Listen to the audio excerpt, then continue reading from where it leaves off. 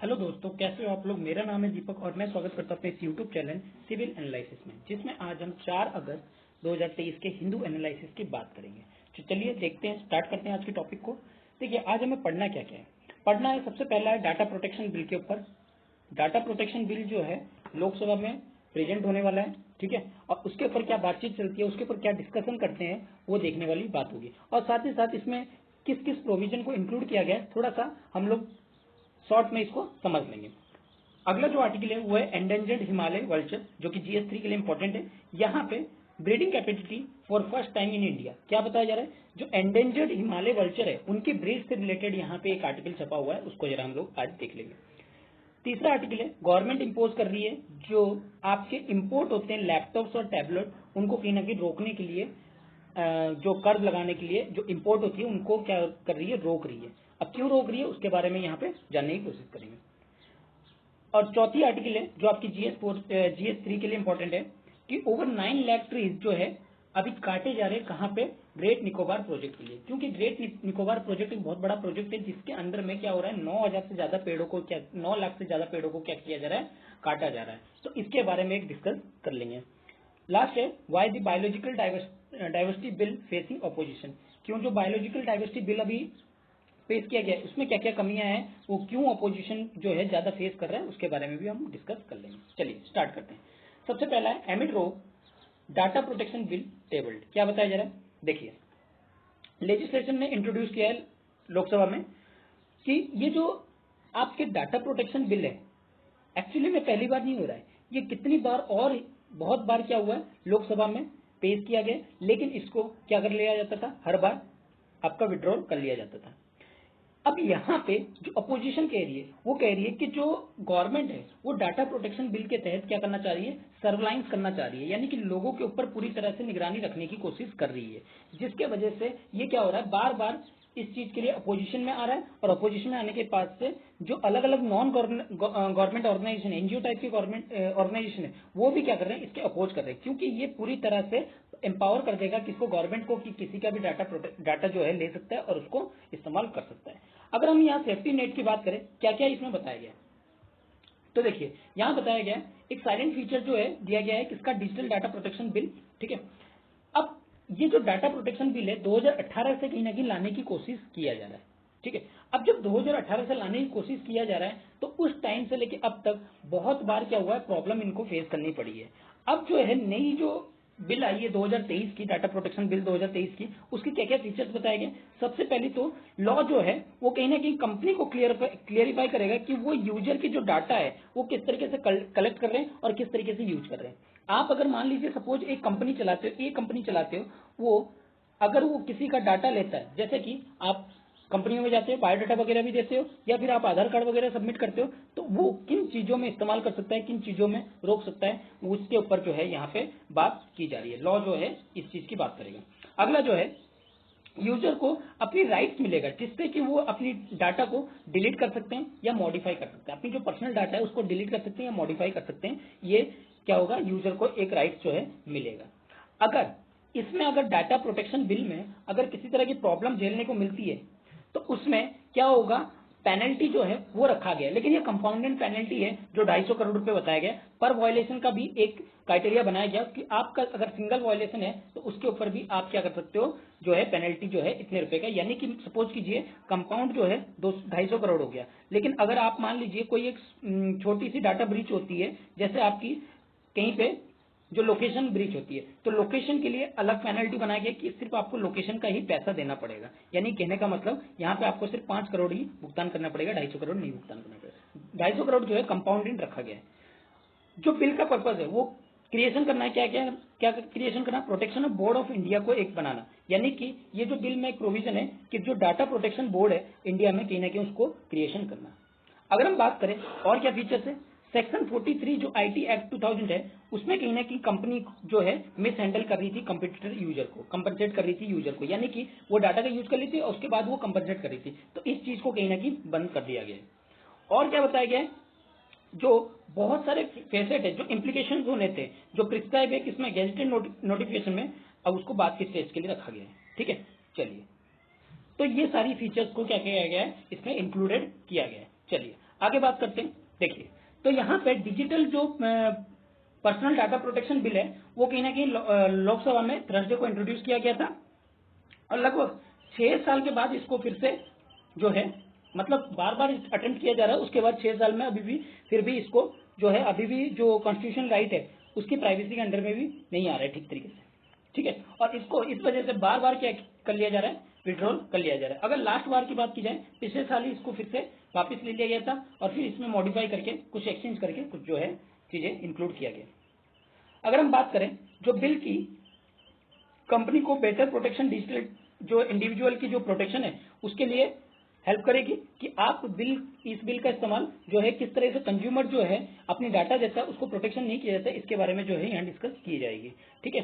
जैसे कि किस तरह की डाटा की वो कलेक्ट कर सकते हैं, अपॉइंटमेंट से रिलेटेड, कॉन्टैक्ट इन्फॉर्मेशन से, डाटा प्रोटेक्शन ऑफिसर जो है ये किस तरह की राइट्स दे सकता है, किस तरह की चीजों को डिलीट कर सकता है, किस तरह की चीजों को मॉडिफाई कर सकता है, यहाँ बात की जाएगी, ठीक है। फाइन जो है वो देखा गया है 50 करोड़ से लेकर 250 करोड़ की कंपाउंडेड तरीके से, ठीक है। इसमें क्या रखा गया है, कंपाउंडेड तरीके से रखा गया है कि इन डाटा को डिस्क्लोज किया जाएगा किस हिसाब से, ठीक है। और साथ ही साथ अगर जरूरत पड़ी तो डाटा को डिस्क्लोज भी किया जाएगा, लेकिन कब, जब यहाँ पे कोई इंपॉर्टेंट चीज हो, जैसे कि आप किसी लॉ के अंडर ऑब्लिगेशन माने जाते हो कि यहाँ पे आपको डाटा को देना होगा और यहाँ से ओपन करना जरूरी है। जैसे क्राइम रिकॉर्ड है, क्राइम रिकॉर्ड में डाटा को कहीं ना कहीं इंक्लूड उठाना पड़ेगा आपको, तो उसके लिए क्या होना पड़ेगा, आपको डाटा को डिस्क्लोज जो है करना पड़ेगा, ठीक है। तो ये सारी चीजें जो है यहाँ बताया जा रहा है और इसके ऊपर जो आर्टिकल आएंगे तब उसके ऊपर और डिस्कस कर लेंगे।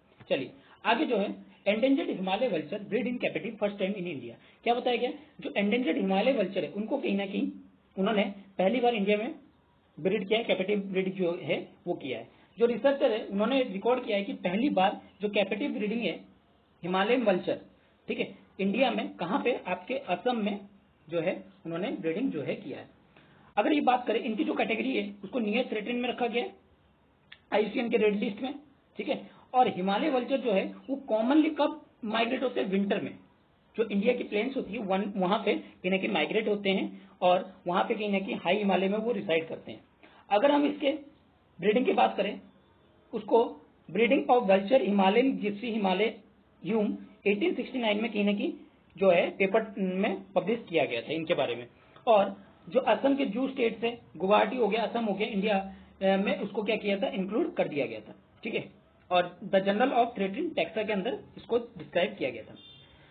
जो पेपर बताता है कि जो सक्सेसफुली हैचिंग है वो कब हुआ था, मार्च 14, 2022 में। जो नेस्टिंग है shifted to the artificially boarding facility on March 15 को।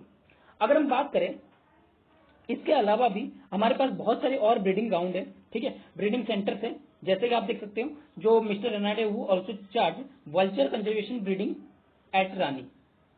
यहाँ पे रानी कहाँ पे आपको याद रखना है, असम में ब्रीडिंग ग्राउंड है किसका, वल्चर का, ठीक है। इस तरह से और भी वल्चर ग्राउंड है, ठीक है, वल्चर के ब्रीडिंग ग्राउंड है। जैसे आपके भोपाल में है जो मध्य प्रदेश में, पिंजोर हरियाणा में, रानी असम, भोपाल मध्य प्रदेश और राज भटकवा इन वेस्ट बंगाल, राज भटखावा कहाँ पे है, वेस्ट बंगाल में, ठीक है। तो ये जो है ब्रीडिंग ग्राउंड है। और इसके अलावा जो जिप्स किस्म के जो आपके वल्चर्स होते हैं वो सारे क्या होते हैं, क्रिटिकली एंडेंजर्ड की कैटेगरी में है, ठीक है। चलिए आगे बात करते हैं। Government impose curve on import of laptop और टैबलेट। गवर्नमेंट ने क्या किया, जो आप इंपोर्ट करते हो लैपटॉप और टैबलेट पे उसको रोकने की कोशिश कर रही है। किस लिए कोशिश कर रही है, जो लैपटॉप है वो कहीं ना कहीं क्या बताया जा रहा है, परचेस गवर्नमेंट जो है इंपोर्ट इसलिए कर रही है क्योंकि जो इंपोर्ट किया जाता है इंडिविजुअल वायर द्वारा और उसको इंपोर्ट ड्यूटी देनी पड़ती है, शिपिंग फीस देनी पड़ती है, जो कि उसके लिए एक्सपेंसेस हो जाते हैं।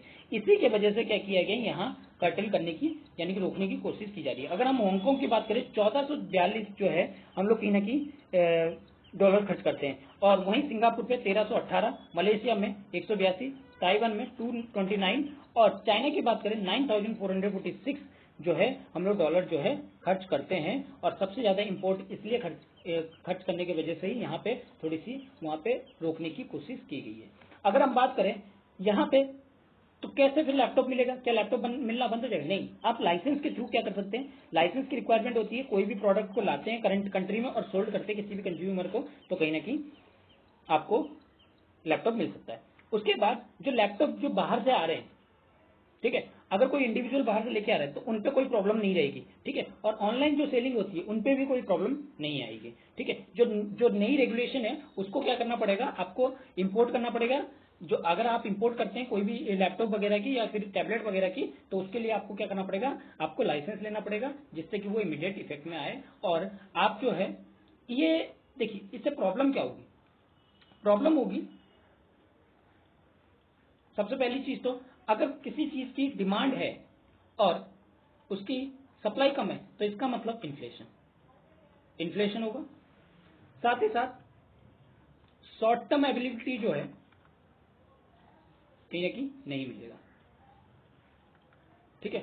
अब फिर जो बेकार प्रोडक्ट है उसको कहीं ना कहीं बनाने की कोशिश करेंगे, यानी कि जो क्वालिटी है वो मेंटेन नहीं रहेगी, वो मेंटेन नहीं रहेगी, ठीक है। लोग जो अच्छी क्वालिटी के चाहते हैं तो कहीं ना कहीं उनको पायरेसी जो है चीजें जो है मिलेगी, क्योंकि इंपोर्ट नहीं है तो इसका मतलब आपको पायरेसी चीजें मिलना लाजमी है, ठीक है। तो ये सारी चीजें जो है मिलेगी। लेकिन अगर इसके प्रॉस को देखें तो प्रॉस भी है। सबसे पहले तो इंपोर्ट ड्यूटी, इंपोर्ट ड्यूटी कहीं ना कहीं कम होगी, और जो हम लोग क्वालिटी असेसमेंट है, जो बाहर की चीजें लेके आते हैं, किस तरह की क्वालिटी है किस तरह की नहीं है, हम लोग वो असेस नहीं कर पाते अगर बाहर से कोई चीज लाते हैं, ठीक है। तो वो कहीं ना कहीं मेंटेन रहेगी। इंडिया की प्रोडक्शन, इंडियन मार्केट में इंडियन की प्रोडक्शन कहीं ना कहीं इंक्रीज होगी, प्रोडक्ट इंक्रीज होगी, और जो आत्मनिर्भर भारत अभियान चला रखे हैं उसमें कहीं ना कहीं इजाफा होते हुए नजर आएगा, ठीक है। ये सारी चीजें कहीं ना कहीं इंपॉर्टेंट बन जाती है। चलिए आगे बात करते हैं। Over 9 lakh trees likely to act great Nicobar project. देखिए, अगर आप इंफ्रास्ट्रक्चर की बात करें, इंफ्रास्ट्रक्चर की बात करें, सबसे पहली चीज तो आपको इंफ्रास्ट्रक्चर बनाने के लिए आपको एरिया जरूरत है। उस एरिया में अगर ट्रीज वगैरह है तो अगर वहां पे आपको बनानी पड़ेगी तो यहाँ पे आपको ट्री को एक्स करना पड़ेगा, यानी कि कट डाउन करना पड़ेगा, ठीक है, एक्स करना पड़ेगा। अगर आप कट डाउन करते हैं तो सीधा इंपैक्ट किस पे जाता है, क्लाइमेट चेंज, और किन किन चीजों पे जाता है, जो यहाँ के रहने वाले लिविंग ऑर्गेनिज्म, लिविंग ऑर्गेनिज्म, ठीक है, और यहाँ पे जो सरवाइव करने वाले लोकल कम्युनिटी, ठीक है, लोकल कम्युनिटी। और किन चीजों पे जाता है, जो आपकी नेचुरल रिसोर्सेस, नेचुरल रिसोर्सेस। और किन चीजों पे जाता है, आपकी जो मेडिसिनल, मेडिसिनल थिंग्स हैं। तो ये सारी चीजें कहीं ना कहीं क्या हो रही है, नुकसान पे जा रही है। अगर आप एक साथ 9 लाख ट्रीज को कट डाउन कर दोगे तो ये सारी प्रॉब्लम कहीं ना कहीं झेलने को मिलेगी। और साथ ही साथ अगर आप सपोज कीजिए आपने कट डाउन भी किया, लेकिन उस कट डाउन के साथ साथ आपने पेड़ लगाए, आप कहते हैं कि हम कंपनसेट करने के लिए हम क्या करेंगे, जो है ट्रीज को प्लांट करेंगे। लेकिन क्या ये ट्रीज जो है जो प्लांट होगी, क्या वो जो एक बड़ा ट्री काटा गया उसकी रिक्वायरमेंट को फुलफिल कर पाएगा, फुलफिल कर पाएगा? एक्चुअली में नहीं कर पाएगा, क्योंकि आप एक पेड़ जब काट रहे हो तो बहुत बड़ा पेड़ है, लेकिन जब लगा रहे हो तो कुछ इतना सा ही पेड़ है, ठीक है। तो इसका कंपैरिजन अगर इसके साथ करोगे तो कहीं ना कहीं मुश्किल है, और इसको बड़े होने में के लिए ही कम से कम इसको 15 साल लगेंगे। उस 15 साल का कंपेंसेशन कहां से करोगे? आपने कह दिया हमने पेड़ काटे, पेड़ कंपेंसेशन की, लेकिन उस प्लांट और पेड़ का जो डिफरेंस है काफी ज्यादा है, ठीक है ना। तो हम जहां पे जीरो एमिशन की तरफ बढ़ रहे हैं, जीरो कार्बन एमिशन की तरफ बढ़ रहे हैं, वहीं पे हम लोग कह रहे हैं कि जो ट्रीज है वो कट करेंगे, किसके वजह से, प्रोजेक्ट की वजह से। लेकिन यहां पे जरूरी ये भी है, प्रोजेक्ट भी आज के टाइम पे जरूरी है, क्योंकि इंडियन ओशियन जो है आज के टाइम पे काफी इंपॉर्टेंट है, और वहां पे डेवलपमेंट होना इंडिया को एक एक्स्ट्रा एज जो है वो प्रोवाइड करता है। अगर आप डेवलपमेंट नहीं करोगे तो यहाँ आपको पता है इन्फ्लुएंस ऑफ चाइना जो है काफी ज्यादा है। चाइना की इन्फ्लुएंस जो है ज्यादा है। उस चाइना की इन्फ्लुएंस को कर्टेल करने के लिए आपको इंफ्रास्ट्रक्चर यहाँ पे क्या करना पड़ेगा, डेवलपमेंट करना पड़ेगा। और डेवलपमेंट करने के लिए आपको क्या करना पड़ेगा, पेड़ों को भी काटना पड़ेगा। अगर यहाँ पे बात की जाए, यहाँ जो डिटेल में दे रखा है उस चीज की अगर बात करें तो क्या बताया जा रहा है, यहाँ पे बताया जा रहा है there is also possible few trees may be axed, जो ग्रेट निकोबार सब। और एक चीज भी यहाँ पे, जो आपके आदिवासी ट्राइबल लोग हैं वो भी इन पेड़ों के ऊपर क्या करते हैं, सरवाइव करते हैं, तो उनके लिए भी क्या होगा, ये बहुत ही ज्यादा नुकसान होगा और क्लासेस में आने की जो बात है वो भी ज्यादा बढ़ जाएगी। अगर ग्रेट निकोबार प्रोजेक्ट की बात करें, वो कहीं ना कहीं कम अप 130 स्क्वायर किलोमीटर तक फैला होने वाला है, जो प्रिस्टाइन फॉरेस्ट है और जिसमें हमें इन्वायरमेंटल क्लियरेशन काफी जरूरी है। लेकिन अगर आप इन्वायरमेंटल क्लियरेशन ले रहे हो तो किस हिसाब से ले रहे हो, कैसे ले रहे हो, आप किस तरीके से कंपनसेट करोगे, ये देखने वाली बात होगी। और यहाँ पे जो सबसे चैलेंजिंग प्रॉब्लम होगी वो किसके सामने होगी, ग्रीन ट्राइब्यूनल के ऊपर, नेशनल ग्रीन ट्राइब्यूनल, जो कि सेटअप करेगी एक एक्सपर्ट को अप्रैल में, जिससे कि वो इन्वेस्टिगेशन कर सके इसके क्लियरेंस को।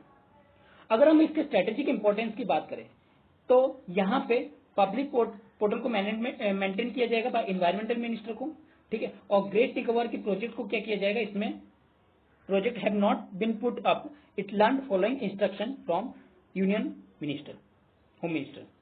अगर हम बात करें इन्वायरमेंटल मिनिस्टर की, इसने एस्टिमेट लगाया है लगभग 8.5 लाख ट्रीज जो है एक्सपेक्टेड जो है कट किए जाएंगे, ठीक है।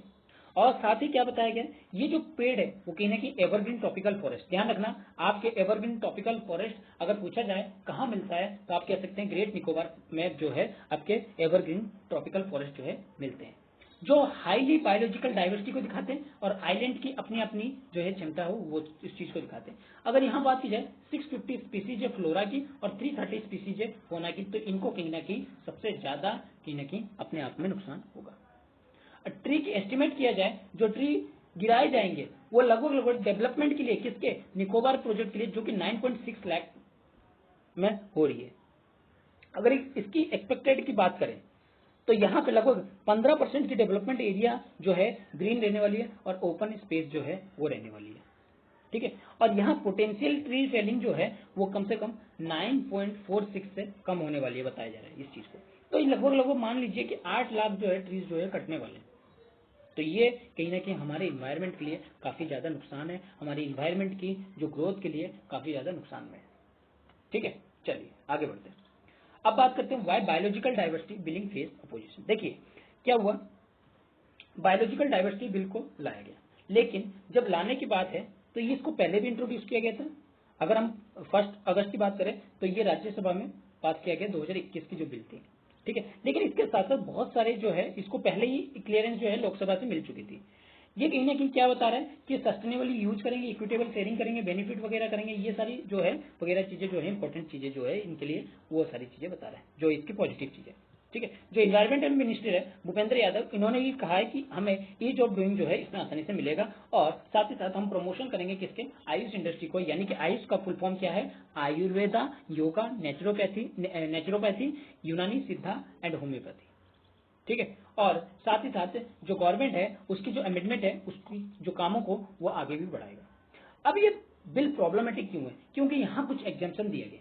कौन सा एग्जाम्पशन, कोडिफाइड ट्रेडिशनल नॉलेज की, ठीक है, कि आप ट्रेडिशनल नॉलेज को किस तरह कोडिफाई करते हो जिससे कि आयुष इंडस्ट्री को बेनिफिट शेयरिंग हो सके। और यहाँ लोकल कम्युनिटी को कहीं ना कहीं मना कर दिया गया है कि आप इससे बेनिफिट नहीं ले सकते, जो बायोलॉजिकल रिसोर्सेज है। जो कोडिफाई ट्रेडिशनल नॉलेज है उसमें कहीं ना कहीं डेफिनेशन की प्रॉब्लम है और इसकी पोटेंशियल में प्रॉब्लम है कि इसमें जो एक्सप्लॉइटेशन होगा उसकी पोटेंशियल क्या होगी। एक्सपर्ट कहीं ना कहीं एजम्पशन दिखा रहे हैं कि reflexive because a reason why legislation enacted first to ensure fair and equitable sharing of benefit. It decriminalized the offense और purpose monetary penalty instead raising concern over resource. यहाँ पे बताया जा रहा है कि डिक्रिमिनलाइज हो गया ऑफेंस को और जो मॉनेटरी पेनल्टाइज चीज है उसको कहीं ना कहीं प्रपोज करने की बात जो है किए जा रहे हैं।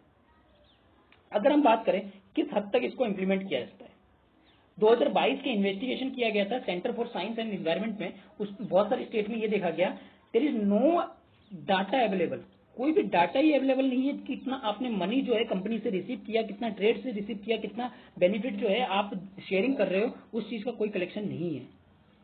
ठीक है। उसी तरह की शेयर जो है आप लोकल कम्युनिटी में किस तरह से दे रहे हो, इसके बारे में भी कोई जानकारी नहीं है। अगर 2016 की स्टडी की बात की जाए, एक लीगल रिसर्च जो है वो दिखाया गया, जिसमें बहुत सारी क्या हो गई थी, डिफिकल्टीज को यहाँ पे सामना करना पड़ा था, जिसके वजह से बहुत सारे स्टेट जब आए तो इंप्लीमेंट किए इस प्रोविजन और एक्ट को, ठीक है, जिससे कि वो बेनिफिट शेयरिंग कर सके। अगर हम बात करें कि किस तरह से how does the industry view the act, कैसे इंडस्ट्री इस एक्ट को देख रहा है, इंडस्ट्री कहीं ना कहीं खुश नहीं है, ठीक है, क्योंकि इसकी रेगुलेशन से ये बहुत बार कोर्ट जाने की जो है नौबत भी आ सकती है। जब एक केस हुआ था 2016 में, उत्तराखंड बायोडाइवर्सिटी बोर्ड ने एक नोटिस भेजा था दिव्या फार्मेसी, जो कि बाबा रामदेव का पतंजलि कोर्ट का एक ट्रस्ट है, और उसमें कहीं ना कहीं वायलेशन किया था इस एक्ट को, जिसमें बताया गया था बायोलॉजिकल रिसोर्सेज जो है आप बिना बोर्ड के परमिशन के आप यूज कर रहे हो। तो कंपनी ने इसको चैलेंज किया था, ठीक है, उत्तराखंड हाई कोर्ट में, और जब चैलेंज किया था तो केस कहीं ना कहीं हार गई थी। और जब हार गई थी तो उसके बाद क्या हुआ, एक 2015 में भी इस तरह की केस जो है वो आया था गुजरात आयुर्वेदिक इंडस्ट्री में, जिसमें ये बताया गया था जो सेंट्रल गवर्नमेंट है वो कहीं ना कहीं कुछ रिलीफ जो है वो इन सेक्टर को दे रही है, जिससे कि ये इंप्लीमेंट जो है वो कर सके या बेनिफिट शेयरिंग का प्रोविजन जो है वो ला सके। उसके रिस्पॉन्स में जब उस टाइम पे प्रकाश जावड़ेकर ने क्या था, industry has to deposit amount toward this provision and no exemption can be granted. वहां पे डिपॉजिट तो दिया गया था लेकिन कोई भी ग्रांटेड नहीं दिया गया था, ठीक है। तो ईज ऑफ डूइंग आप कह रहे हो, लेकिन ईज ऑफ डूइंग किस तरह से, ठीक है, ये बात जो है बन के सामने आती है। अभी अगर बात की जाए फॉरेस्ट कंजर्वेशन अमेंडमेंट बिल को जो है वो भी पास किया गया, ठीक है, क्लियर किया गया, जिसमें लिमिट्स कंजर्वेशन स्कोप जो है उसमें दिया गया। तो इससे कहीं ना कहीं जो आपके अपोजिशन है या फिर जो कंपनीज है वो कहीं ना कहीं अभी भी नाखुश जो है नजर आ रहे हैं, ठीक है। चलिए, तो आई होप कि आपको आज का आर्टिकल अच्छा लगा होगा। तो अगर आर्टिकल अच्छा लगा है तो इसको लाइक कीजिए, अपने दोस्तों के साथ शेयर कीजिए और सब्सक्राइब करना ना भूलिए। Thank you.